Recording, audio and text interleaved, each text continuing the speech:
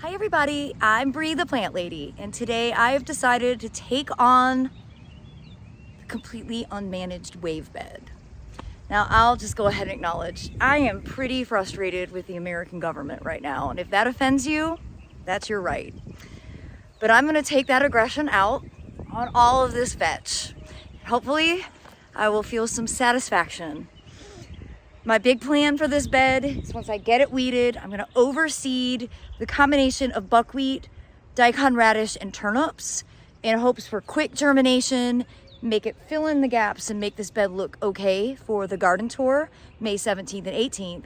And then in the area that used to have the hammock, which is all open, I'm gonna go ahead and start getting the panicum planted there, which is a great native ornamental grass. And my real plan for the bed, long term, after the good stuff in this cottage garden mix actually blooms, this bed will get transitioned to a perennial, predominantly native perennial ornamental grass bed that ideally I'll be able to burn down, because I'm in a burn down kind of mode right now, both figuratively and literally. So I'm gonna go ahead and put this on time lapse. I hope you'll enjoy watching my progress.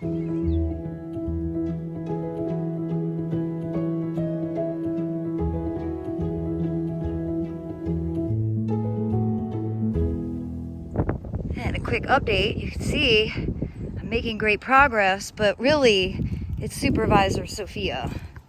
She's the motivating force behind all of this. Anger weeding. It's a whole lot of vetch filling this wheelbarrow. And I've just got a little section here to go. And this is the area where I plan to fill with panicum.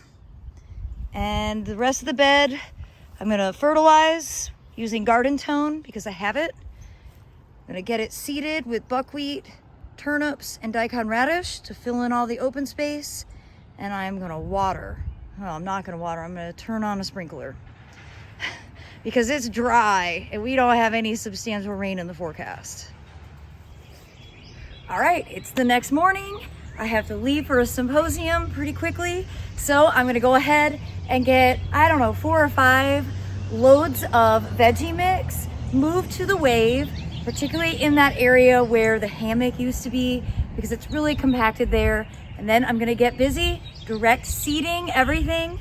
I've decided I'm gonna wait on the panicums, mostly because of my time pressure, but I'm also still debating on whether I wanna do a big burn bed here in the middle of the White House front yard, because I really do want to do that. And I'm worried if I put all the panicums in there, I can't burn those down because the trees will be impacted. So putting the panicums in that bed probably isn't the right choice.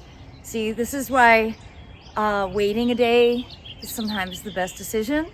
So I'm gonna go ahead and put this on time lapse. I'm gonna get in some great exercise, and then I will show you the very simple process for getting all of these seeds put down in hopes that they will fill in the gaps and that border will actually look impressive for the Fuquay Garden Tour on May 17th and 18th.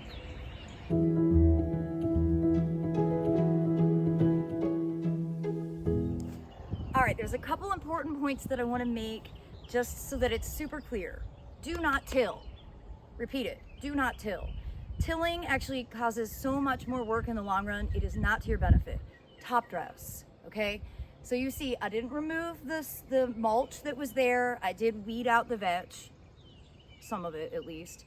And then I top dressed with several inches of veggie mix from Soil Cube. When I direct seed in this area, the roots of those seedlings will act as the rototiller. When you till, you bring up dormant weed seeds to the surface to make it so that you have a new weed infestation that either requires your time or your money in spraying herbicide. Tilling also disrupts the microbial activity, which is really forming colonies to make it so that your plant roots will naturally absorb nutrients, reducing your need to add fertilizer. So if you think about this, tilling actually costs you extra money in 2 different ways, from weeding and in fertilizing. If you top dress, leave that surface of the soil alone, you're gonna have a reduction in weeds and your plants will be able to absorb nutrients on their own without you having to apply. Now, another little thing about fertilizer, keep your NPK ratios under 10. Okay, your plants aren't absorbing ratios higher than that, and it's just washing downstream, causing trouble.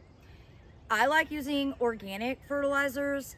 I really like Dr. Earth. I don't have any. I'm currently using Garden Tone from Espoma. It's just kind of smelly. I don't need to fertilize the area where I'm just seeding because the seedlings won't absorb the fertilizer until they start to actively grow. So I can wait a couple weeks before I fertilize this area. However, the rest of the bed that has active green growing material, I'm gonna go ahead and give a good dusting, but really I don't think that this is a fertility issue. I think this is a lack of water issue. We are extremely dry here in the Southeast. This is actually our third spring where we're actually going into the growing season with a water deficit.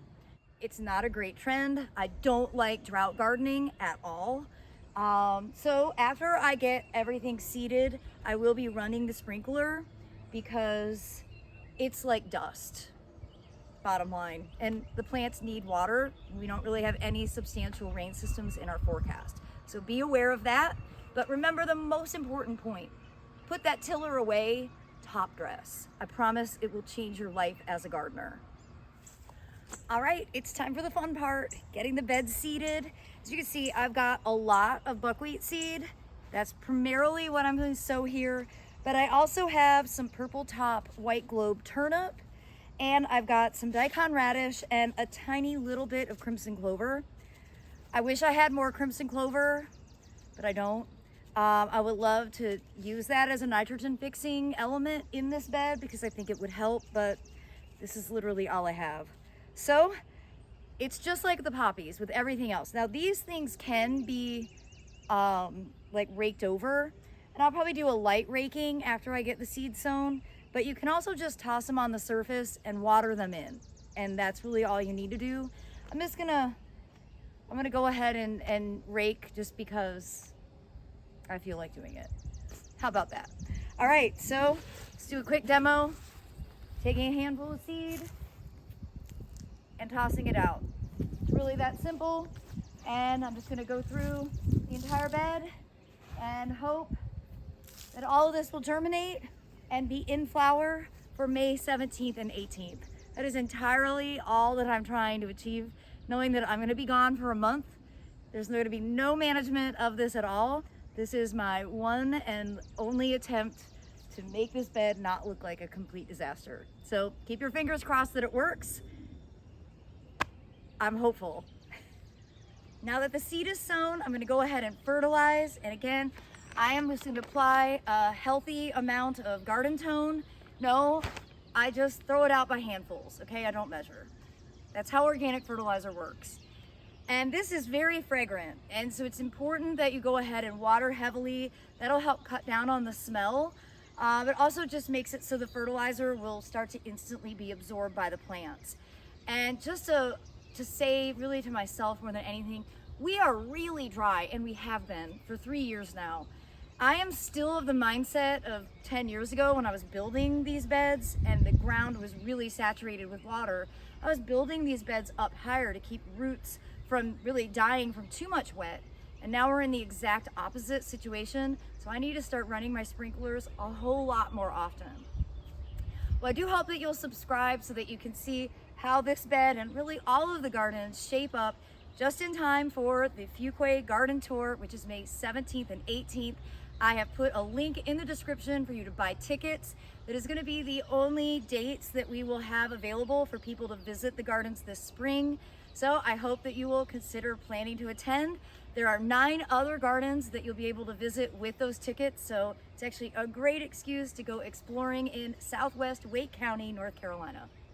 Well, as always, thanks so much for watching and happy gardening, everybody.